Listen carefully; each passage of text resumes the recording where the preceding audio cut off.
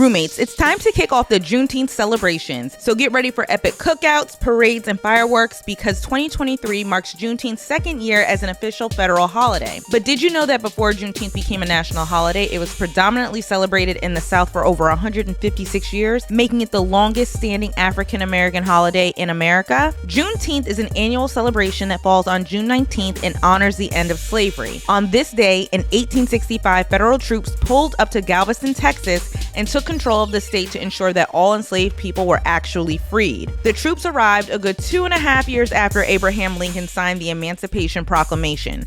And according to Harvard professor and host of PBS's Finding Your Roots, Henry Louis Gates, Abraham Lincoln didn't actually free the slaves like everyone thinks. When Abraham Lincoln signed the Emancipation Proclamation, it solely applied to enslaved states in the Confederacy. But here's the thing, it could only be enforced if Union troops successfully captured the Southern Territory. On June 2nd, 1865, Texas finally surrendered to the Union Army. On June 19th, Union General Gordon Granger arrived in Galveston, Texas, and declared that all slaves in Texas were free.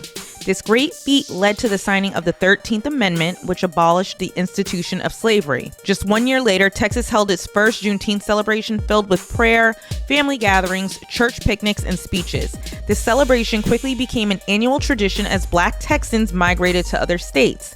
Over time, the celebration evolved to include annual pilgrimages back to Galveston, Texas. And after years of being a holiday primarily celebrated in the South, the civil unrest that occurred in 2020 led many to dive deeper into America's history and ongoing injustices.